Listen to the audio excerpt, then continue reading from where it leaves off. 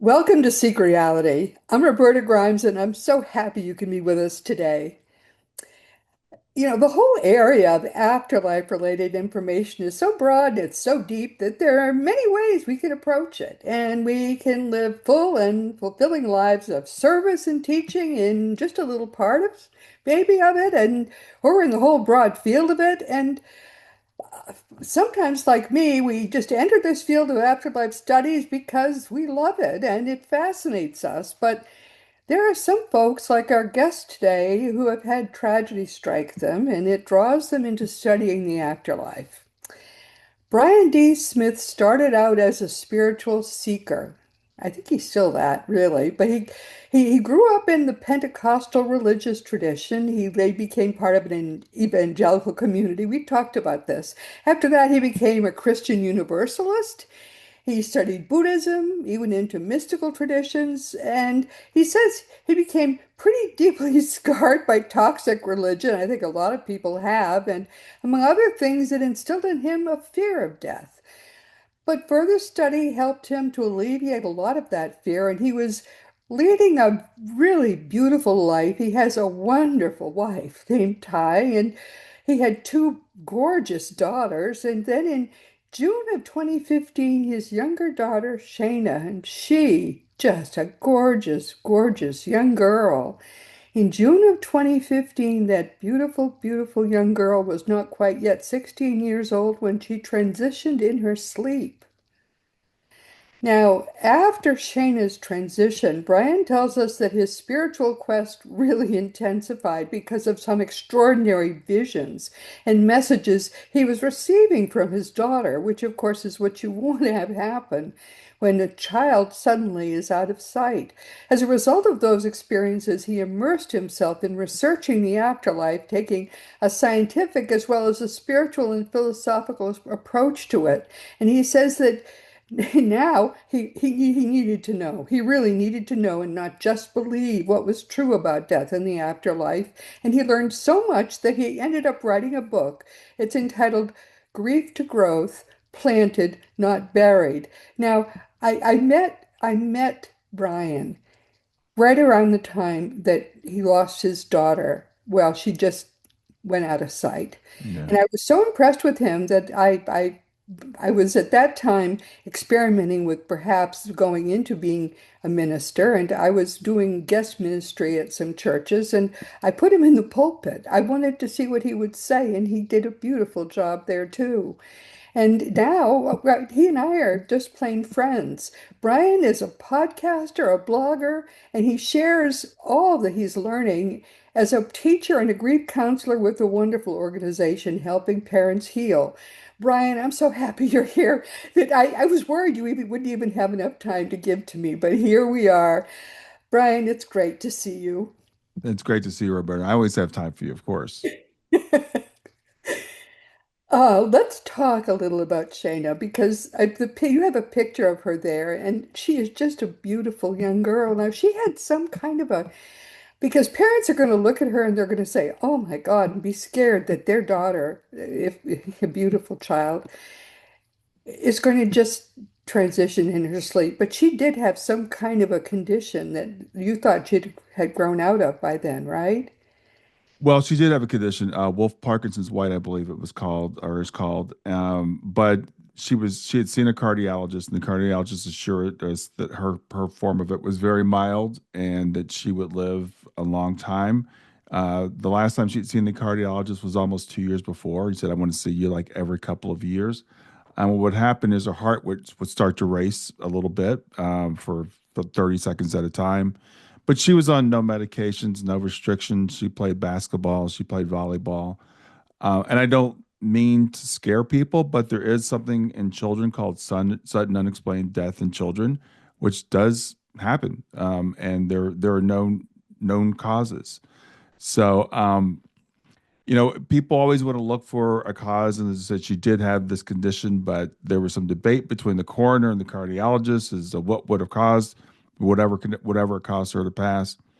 But I believe it was just her time, and that's what I go with.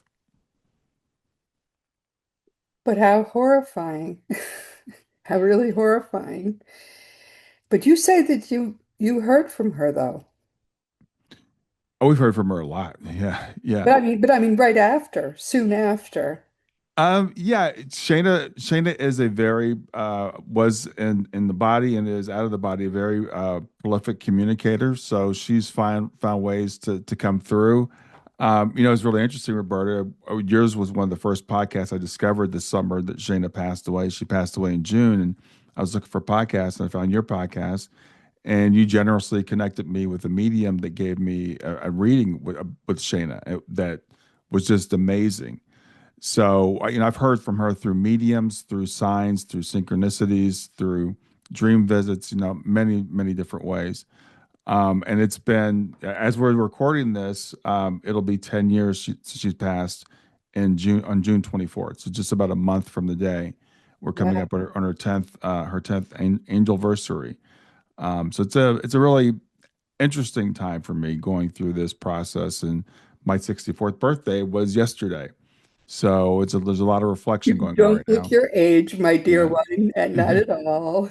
So yeah, it's a lot of reflection going on, right now. But as I said, Shayna she is a force. She's a force of nature, and I say is because she still is. She's every bit as strong now as she was when she was in the body, probably more so.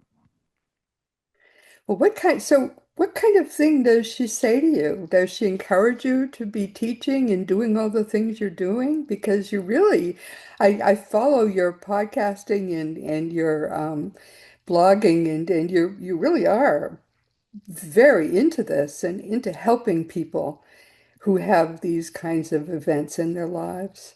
Yeah, well, Shayna, again, she was a leader. It was really interesting. We homeschooled her for the first 8 years of school, and she went to eighth grade. She went to public school, and she jumped right in. And she was a leader in her little community, and she had a group of girls that she kind of, advised, even though she was younger than they were. But they looked to Shayna for advice. So she does encourage me, as I've had readings with mediums, they're always like, Shayna's saying you're going to do this, you're going to do that, and even in that first reading, my grandfather was a minister. I don't know if I mentioned that because we mentioned grew up in the Pentecostal church. My grandfather was the pastor, and his parents were both pastors. So it was something that I grew up, around that. And my grandfather he liked to write and to read. He was very, educated man. So I always had that tradition in my family. So when Shayna, and it's funny because I started blogging back before blogging was really a thing. And I remember Shayna came to me one day and she said, Daddy, I want to have a blog. And I said, okay. So I went and set up a blog for her. And about, I don't know, 6 weeks later, she came to me. She said, Daddy, I want to take my blog down. I said, why? She said, because nobody's reading it. But she had that inclination. She wanted to put things out. So I feel like what I do is just carry on what Shayna was doing when she was here. Right, right. Isn't that beautiful? So, but you're working with Helping Parents Heal too, which I think is a beautiful organization.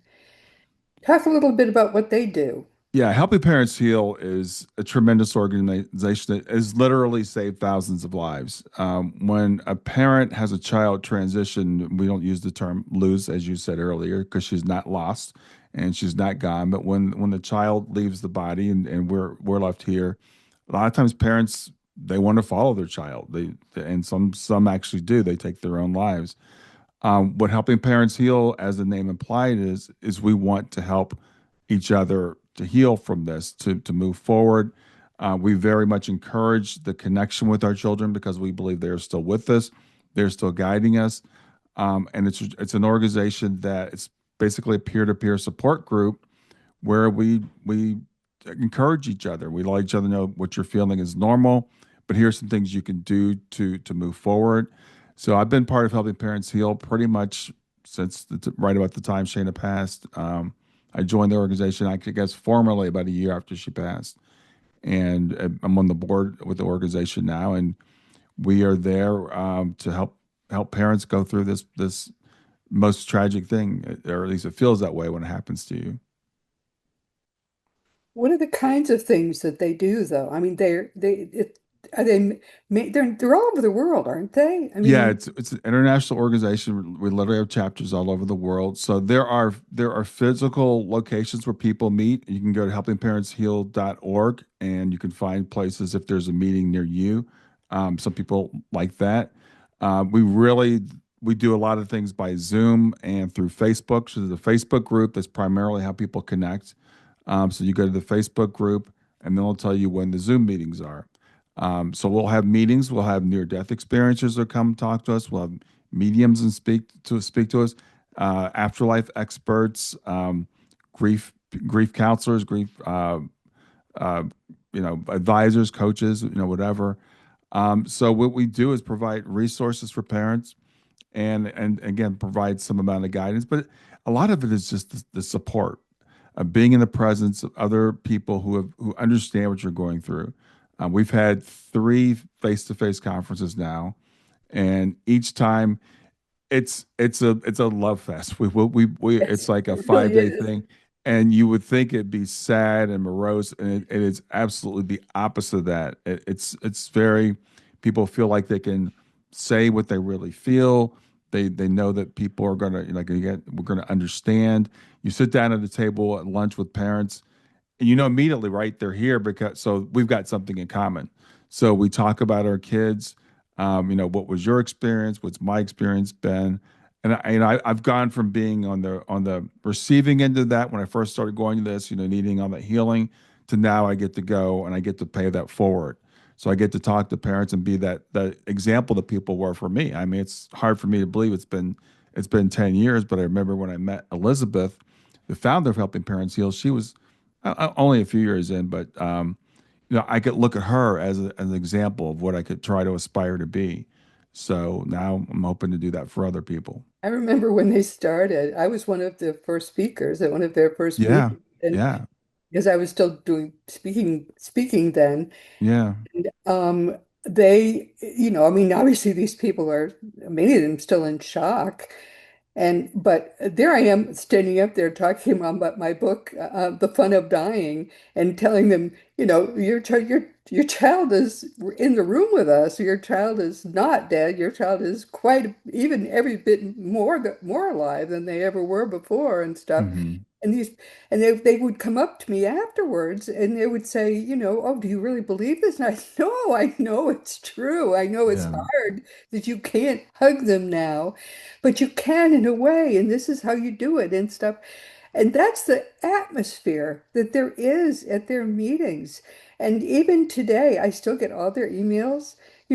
They send them out every month, and they're, these are these are new members, and they've lost their children. Hold them and in your hearts or whatever they say. I don't know, and they hmm, and they are just so supportive of all these people. It's quite lovely. It really is beautiful, and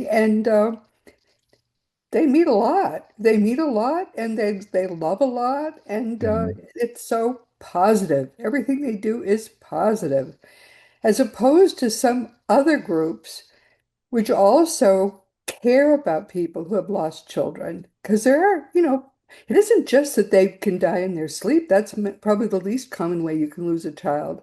But kids ride bicycles, kids, you know, drive cars.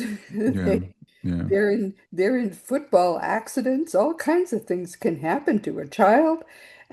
They can get leukemia, all kinds of things. hmm, And they many other sort of organizations or support groups sort of want you to spend forever mourning your child.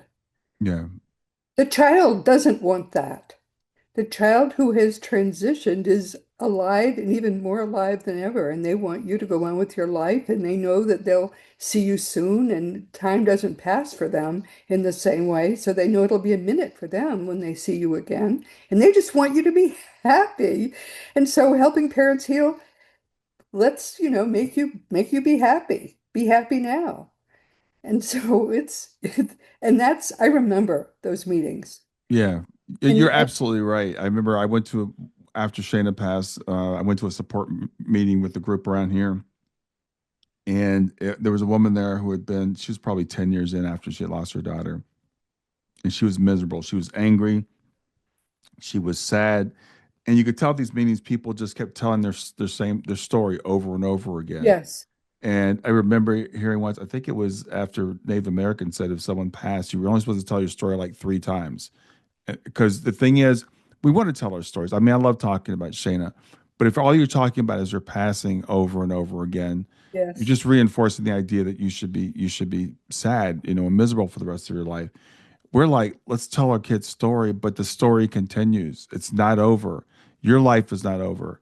As you said, very well. Your child wants you to be happy, and I hear people say, "Well, they would want you to be happy." I'm like, no, they do want you I to be do want you happy. to be It's not happy. would. Yes, yes, yes. It's quite a different relationship that they foster between you and your child. It's Absolutely. a positive relationship they foster between you and your child. They also they'll say we will have some time afterwards to talk about your child. Bring a picture of your child and we can share the pictures. That Hmm. sort of thing. Positive. Everything was positive with that group. So I urge anyone listening who has lost a child and they still kind of want to talk about it, helping parents heal. We'll put the contact information in the notes to this program so that you'll be able to easily find it and get in touch with them. They Yeah. love they love everybody who is has lost a child, no matter when it was, is automatically a member of that group. So just go to the meetings and be a part of the group. Yeah. So Absolutely. Yeah. so We that's another thing that you're doing. So, but you have all kinds of interesting, even more interesting than the guests that we have on Seek Reality. Some of the guests you have are kind of far out, and I'm amused to see that. So, who have been some of the interesting far out guests you've had lately on your podcast? Well, we were talking before we got started recording. I've had a couple people who say they are angels, and which I think is very interesting. So I like to ask, okay, well, what does that mean? What does it mean to be an angel? Like you were saying, where are your wings? But I like to remain open to possibilities. I remember one time, this is quite a while ago. I met a woman. I don't think she might be mentioned her name, Becky Alsta Clausen, and she had an experience where her brother, after he transitioned, she saw her brother, in physical form. And so I was talking to Becky, and she said something about like she was on a retreat and she saw fairies, and I'm like, fairies, really? So I'm like, I remain open to all possibilities at this point. Yes. So yes, I've had people that near death experiences and said they've experienced a hellish type of experience. And I'm like, okay, so what does that mean? I want to know, what does that mean? People who are, predicting the future. They're saying this is going to happen. So I don't really try to or shy away from any topic because I think a scientific mindset is a mindset that's open. Scientists should examine phenomena and determine whether it's plausible or not. We shouldn't reject it out of hand because we live in this very materialistic society that says what you and I talk about. Oh, it's not possible. Mediumship is not possible. We know when people die that their brain, our consciousness is generated by our brain. Therefore, when people die, there is no consciousness, and so people cannot continue. That is not a scientific point of view. My background, I'm an engineer, so I've got this scientific, bent to my nature. Now, I'm Right. not a sucker. I don't believe everything that everybody says, but I want to examine it. And as I've examined a lot of this is absolutely true. And there are all these different, I'll call them pillars of evidence that add up, near death experiences, mediumship, shared death experiences, afterlife communications, all these things. And what's consciousness? We're finding out about consciousness now, quantum physics. So when you add all these things together, the evidence is overwhelming. And you being a lawyer, you understand this. When we go to a court of law, we don't have to prove things beyond, to a logical certainty. We have to prove Right. things beyond a reasonable doubt. Right. And I always contend if I had to make a case for the afterlife in front of a jury, there would be no reasonable doubt that the afterlife exists. Yeah, you could certainly prove it. Right. Yeah. So it's a matter of, so like you were saying, me being adventurous with my guests, I'm like, I want to show there's a whole spectrum. There is a greater reality than a lot of us realize, and it's phenomenal. It's amazing to me. I'm just still astounded, and I don't understand how it all works, but I know that it does. Yes. Yeah. Well, I mean, I've spent my life studying it, of course. I understand pretty well how it works. And Yeah, but when you know it for really such a certainty, such a pretty confident certainty, yeah, makes your life joyous. I mean, you know absolutely that you're going to hug Shayna again. There's no doubt in your mind. And so you can happily look at her picture and just feel joyous about it. It's sad you can't hug her this minute, yeah, but it's going to be very soon. And you know that it'll be soon. yeah, and Oh, it you know that your life is eternal. What a joyous feeling every morning to get up knowing, well, one day closer. I have friends who are certain about the afterlife, and they do get up every morning saying one day closer. That's what I say. When after Shayna passed, it was about a week after she passed. I started a blog, and I would do pretty much daily entries at that time. And I started day one. I called it day one, and I'm up to day 300, 3,000, whatever I am now, 624 or something. Right. We're coming up on, like I said, we're coming up on 10 years. And when I first started that numbering system, I thought of it as like a jail sentence. I'm like, I'm in prison now because I don't have my daughter and I'm Yeah. trapped here. And I don't look at it that way anymore, but I do get up every day and I do say one day closer. And some people might find that morbid, but it's the opposite of morbid. It's like Shayna loved Christmas.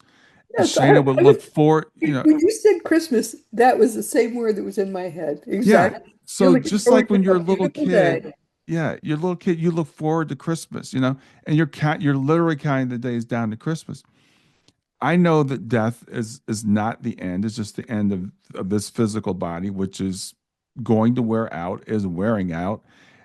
So there's this, as I go through, like I said, I just turned 64 a couple days ago, and I'll talk to my friends who are all about my age, and they'll say, "Oh no, we're still young, and I'm like, no, we're aging, and that's fine because that's the way this body was designed to do. Not It's supposed got to an last expiration date. forever.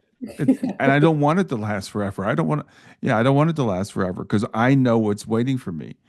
And so this idea, as you said, we can live joyously, we can live with a lot less fear, because Yep. one of the overwhelming fears that underlies most other fears is the fear of death. It's the fear of mortality. That's what keeps a lot of people really struggling. And once you remove that fear, everything else kind of pales in comparison. Oh, life goes from being a tragedy to a comedy. It's just so joyous. And I try to help people understand that. You get rid of the fear of death, and there is nothing that you fear. I mean, what could happen? You might die. I Yeah, mean, really, yeah. nothing bad can happen. Everything is wonderful. I mean, I feel I've had I guess a year ago now, just about. I had a stent put in my heart. I didn't understand. I was starting to feel kind of old a little bit, and it Hmm. turned out I needed a little kind of tiny piece of what metal or plastic or something they put in my heart, and Hmm. suddenly I was 40 years old again. Hmm. Can you believe something like that could make you 40 years old again? Yeah, I swear, that's all I am is 40 years old. I have that much energy and that much enthusiasm and that much everything. 40, yeah, that's all. yeah, I yeah. mean, I have kids that age and I can beat them at everything. Yeah. That's to me what life is about. If you stay 40 years old, your body can wear out, but your mind is just just what it always was. Yeah, yeah, and And the dear, thing, so are you. I mean, you look to me as if you haven't aged today since I met you. well, I have. The thing is, as I said, I don't view it as a tragedy. I remember helping parents heal one of those conference. It was one of the first conference. It was the first conference, and someone asked. There was a medium there. She was channeling this entity that she calls Sanaya, And someone asked, "Why us? Why 500 parents in this room? Why us? Why do we have to be the ones to go through this?" That question that we all have when something tragic happens. And what Sanaya said through her was, "We don't view this as a tragedy.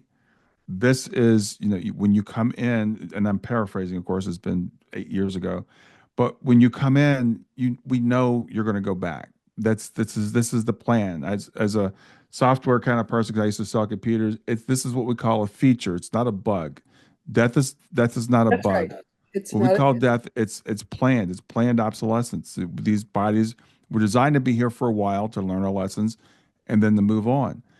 And so when you look at it that way, as you said, nothing becomes a tragedy. And it's been almost 10 years since Shayna passed, and people will get very, "Oh, I'm so sorry, that you had to go through this." And I appreciate it. I really do. And it's like I always feel this way, that because I do have my moments, but I'm like, it's not a tragedy. This was Shayna only wanted to be here for 15 years. This was Shayna's plan. And, would I have wanted her to be here longer? Of course. But that wasn't her plan. She was here she lived full out. She was curious about life. She was adventuresome. She played sports. She did what she wanted to do. And she loved candy. She loved pizza. And I would tell her, "Shana, you can't live this way for, 80 years, eating nothing but candy and pizza." But Shayna, I think she knew, I'm only going to be here a certain amount of time. I'm going to get all the candy I want. as much as possible, right? Yeah. Yeah. But the thing is, these lives are not, you're right, these lives are very short and they're designed to be short.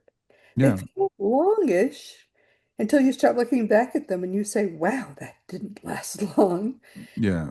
It really didn't. But on the other hand, what comes after it is so glorious, Yeah. so much better than we're living now. People just don't get that.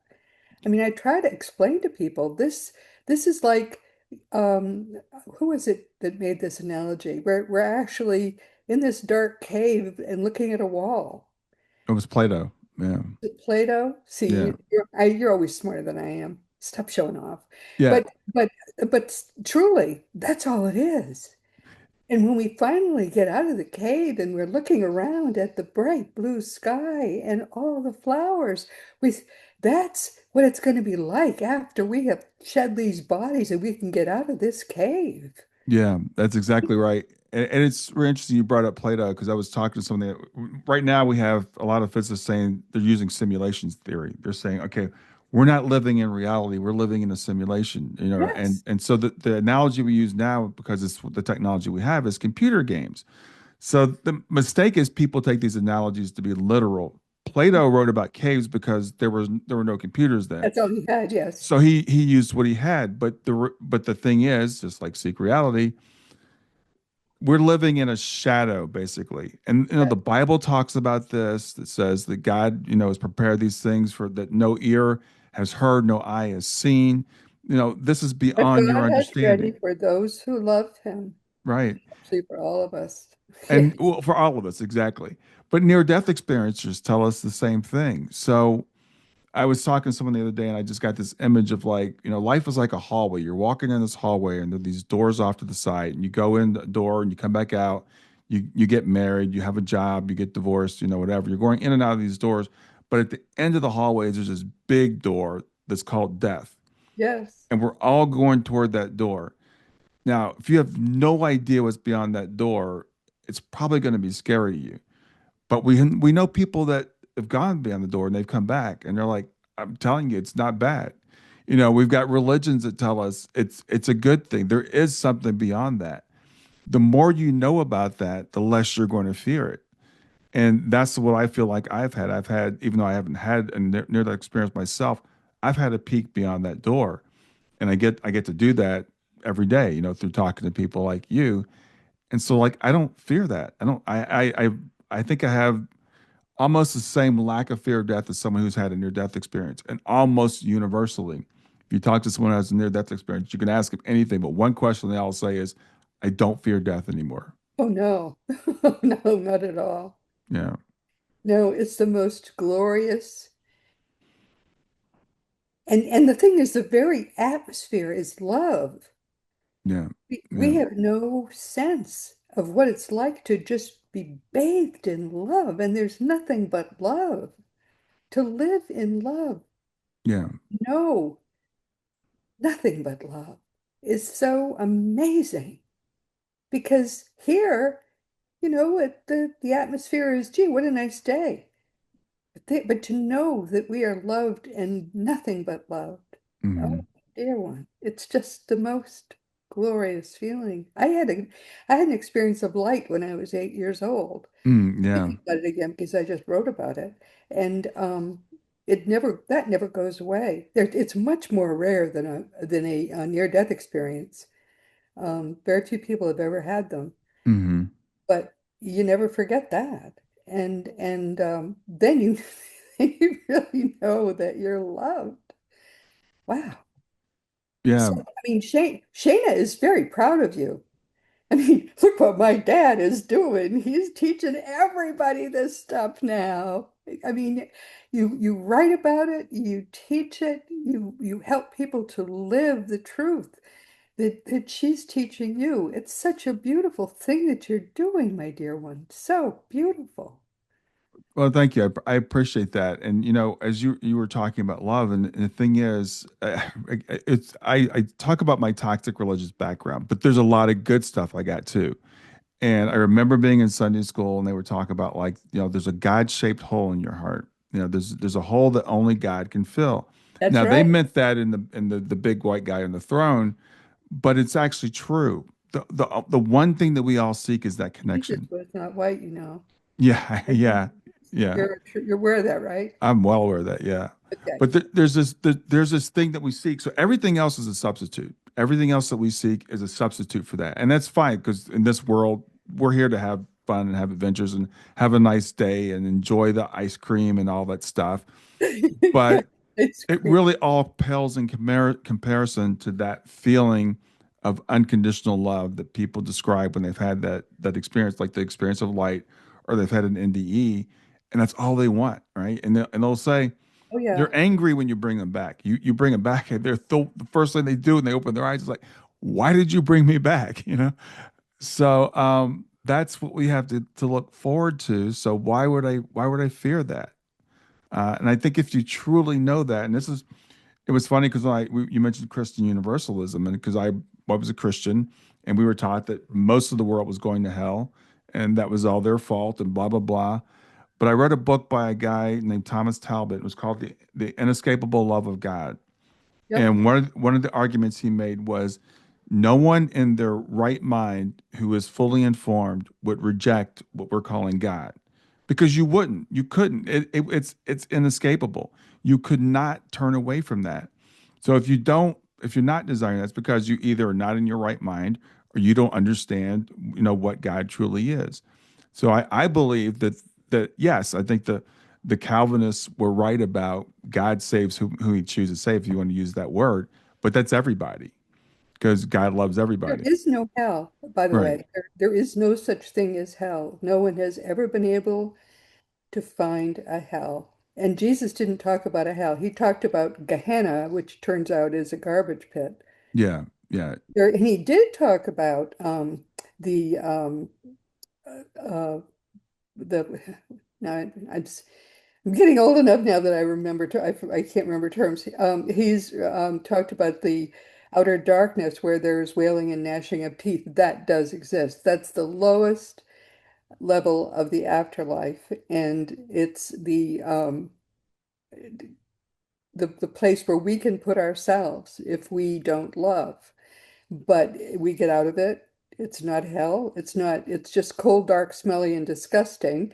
And we know exactly what it is and how we put ourselves there. God does not ever put anybody there, but we can put ourselves there just by not being loving. Yeah, it's interesting. You mentioned Jesus, because there's a guy I follow, or he's Swedenborg, Emmanuel Swedenborg. I'm sure you've Yes, heard of of. course, big time. So I was listening to something about Swedenborg the other day, and the thing is, Jesus, we know, spoke in parables. Yes. And Jesus said that I'm speaking in parables, right? So we take a lot of these parables and we make them literal, like the parable of the pearl of greatest price or the Right, parable right. of Lazarus and the rich man. These are parables. And Jesus told us very clearly the kingdom of heaven is within. So a lot of what we interpret is Jesus saying literally there's going to be a separation of sheep and goats and there's going to be this and that. He was talking about an internal state. Hmm. So even what we call, these things where we think, oh, that meant there's actually a hell. No, he's talking about internal states. He's talking about what's going on in your heart, that That's you've right. got to separate the lies from the truth. Absolutely. And yeah. Absolutely. So Yeah. I do agree with you. I think there is a state that we can put ourselves in that says I'm not worthy or I'm guilty or whatever, and we can choose to be in that state for a while, but we're never left in that state. And even in the most, and that's why I like to interview people who have had these hellish near death experiences. I met Howard Storm because he talked about a hellish type experience. But I'm like, okay, clearly it wasn't eternal because you're not still there. No, And in fact, those hellish near-death experiences are number one. All near-death experiences are individual and created by our own guides for our own education. Number one, Mhm. they're not objectively real. Right. And if if they feel you need to be in that experience, you'll have that experience. All you have to think is, I want to be out of this, and you're out of it. Yeah, I noticed that because I interviewed I didn't interview Howard Stern, but I have met him. I interviewed a Dr. Raj Party who had an experience, and he was in kind of this hellish state. And I Mhm. remember listening to a woman. I wasn't on my interview, but she was like, "Oh, I was in this state, and I was falling, and I knew I was going to fall for eternity." And I remember as I was listening to it, I thought, "Well, you didn't fall for eternity because you're sitting here telling the Yeah, story." right. Yeah, So right. there Exactly. is, as you said, there's zero evidence, zero of any eternal state like No, no, that.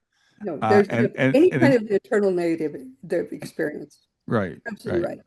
yeah. So that I take assurance in that because when I was a child, I was taught this is eternal. This is it. If you close your eyes and you're not right with God, you're going to be punished forever, which is just the most ridiculous thing that anybody could ever make But up. God insists that we learn to forgive. Yeah, exactly. God would insist that we learn to forgive, but He doesn't have to forgive. Right. God, Yeah. Yeah. for That's why I ask people, are you better than God? Do you have more mercy than God does? mm-mm. Yeah. No, God is infinitely loving and infinitely forgiving. Hmm. Of course, of course. So yeah, I do. And as interesting as I talk, I always think about my grandfather because he was a giant in my life, and I want to alleviate fear as much as possible. I want to alleviate confusion as much as possible. I want to spread the good news, which is, I believe this is the good news, is that you can't fail.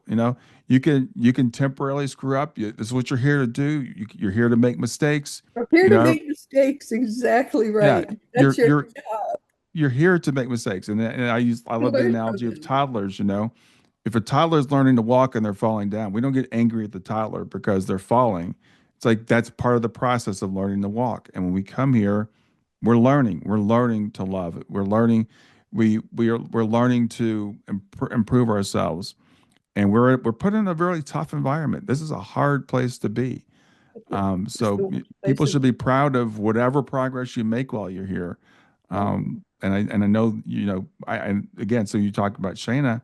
Yeah, I want to make her proud. Shayna's going to be a hard grader. I know Shayna. No, Shayna is busting her buttons She right would cut you quick with her tongue. So I'm like, okay, I need to live up to what standard I know she's now. going Oh, to my hold me to. darling, she's so proud of you, I'm sure. Yeah. I'm sure of that. Looking at how hard you work. I'm proud of you too. I feel as if I kind of discovered you and I had no idea you were going to make this your whole life, your life's work. I You're a think, big part of where I am. Like I said, I after she passed, I was like, okay, what do I do? I don't think I'd ever even listened to a podcast before, and I found your podcast and I found Sandra Champlain's podcast. I listened to every episode, oh and yeah. I saw what you were doing, and I'm like, I want to help people like that. I want to present the reality to people. I'm not here to proselytize. I'm not trying to convert anybody. I just want to alleviate the fear that I know people have. Yeah. And it was just talking to someone earlier today that, just lost his son tragically and was like, well, how do I make sense out of God? How do I make sense out of religion? How do I make sense out of all the stuff that I've been told? And, people have these questions. Am I a bad person? Am I being punished? All Mm. these terrible thoughts that some religion puts into people's mind. And you don't have to suffer through that. I used to fret about how God saw sin, how all of that, and I asked my spirit guide, uh, how does God really see sin? This was years ago, and I had young children, and he put this vision into my mind of my living room when I had very young children, and my little son running around who just had learned to walk. Mm, And God is sitting on my sofa. God, the God from the Sistine Chapel, long beard, hmm that God.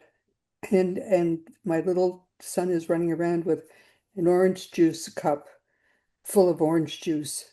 And what's going to happen. He's going to yeah. damn orange juice. And then he does. And he drops the orange juice all over the place. You've got orange juice, and he drops down on his diaper, and he's crying, and God's laughing, and he hmm picks up the baby, and he's cuddling the baby. And my spirit guide said, that's how God sees sin. hmm Exactly. Yeah, I exactly. never forgot that. I love that. I love that. And we do get some hints of that in the Bible, right? We get the parable of the Yes, prodigal yes, son, that's the and whole point. I tell people like, I love what Thomas Jefferson is one of my forefathers, and it's really interesting because Oh, really? Are you descended from Thomas Jefferson? yeah, yeah. Really?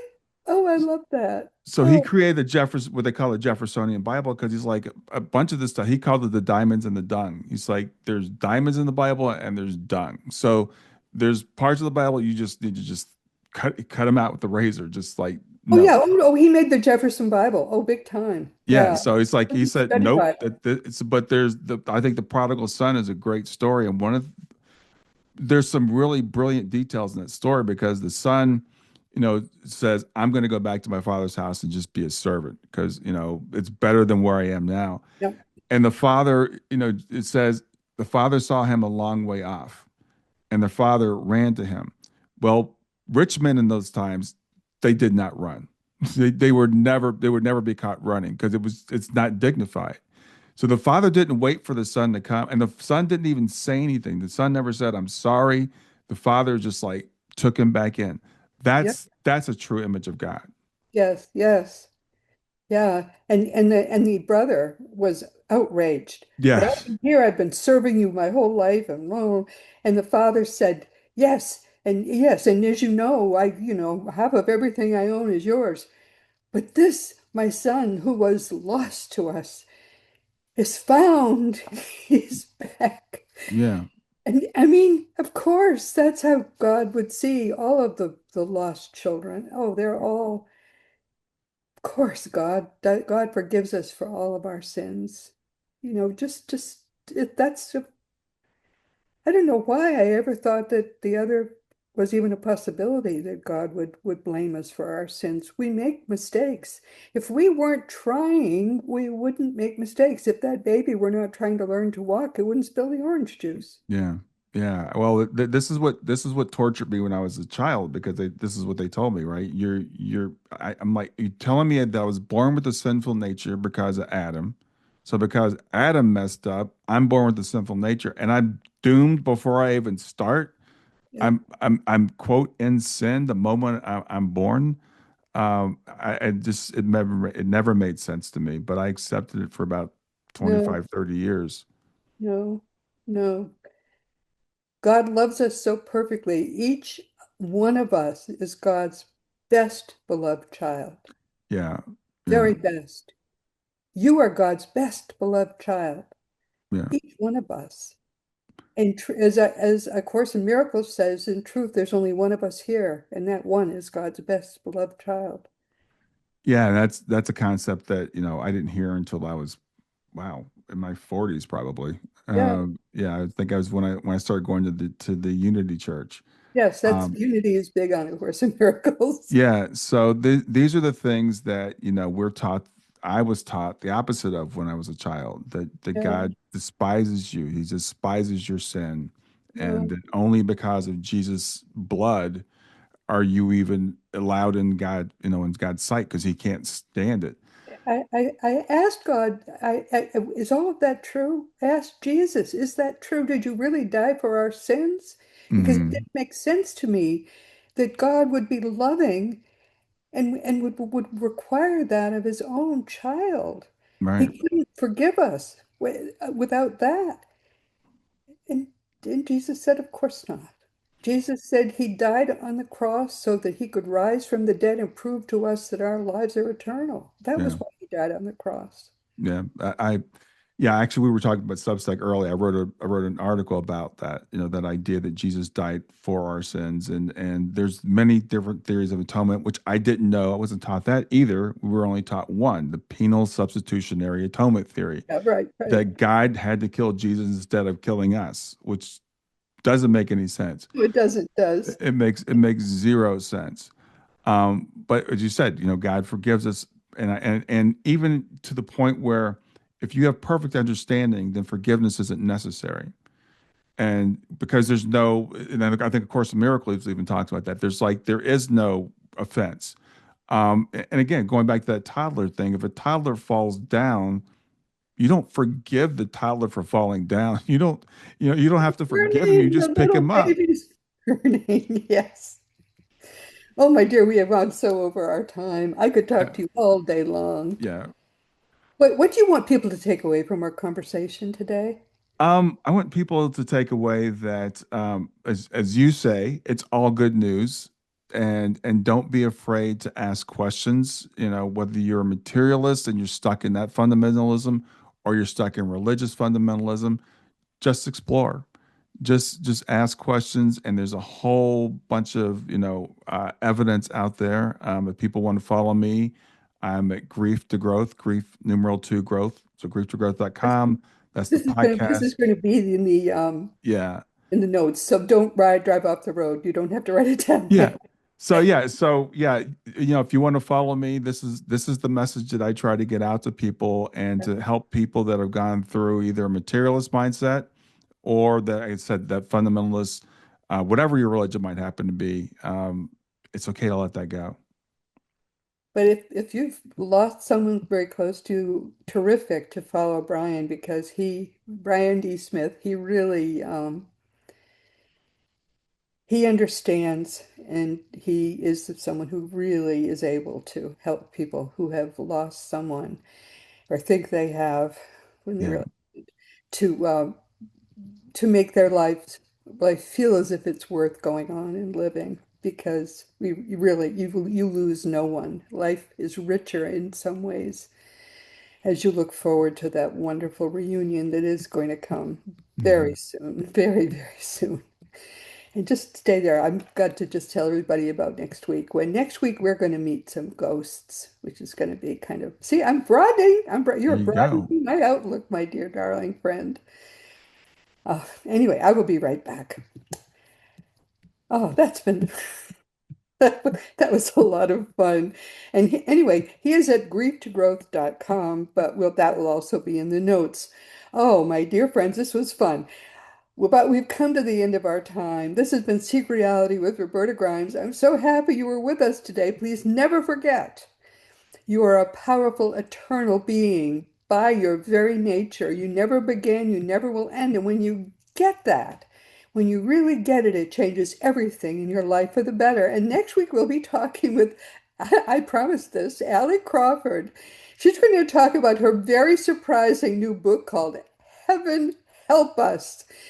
Here on Seek Reality, we generally never have talked about this stuff before because spirituality is a beautiful and positive thing, but there can be negative things about it too. I promise you that's true. And we can fight them successfully because they're out there. There is a darker side. I have just started to read her book, and it's going to surprise you, I promise you. But it does have a happy ending. So please be sure to join us next week. And today we've been talking with our truly beautiful friend, Brian D. Smith. He's been with us for the third, but certainly not the final time. I first met Brian a decade ago when he had just lost his gorgeous young daughter, Shayna.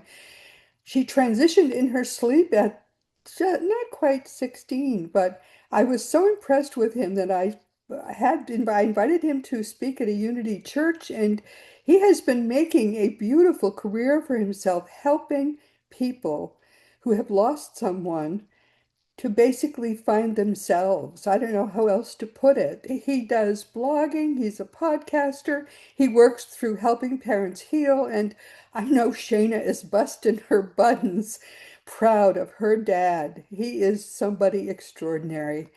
And frankly, we've run completely out of time. All I can do is tell you now that this has been Seek Reality with Roberta Grimes. Please enjoy, please make the most of this coming week in our beautiful one reality, always knowing that you are a powerful, eternal being, and you, most of all, in this entire gorgeous, beautiful, perfect universe, you are infinitely, eternally, and perfectly loved.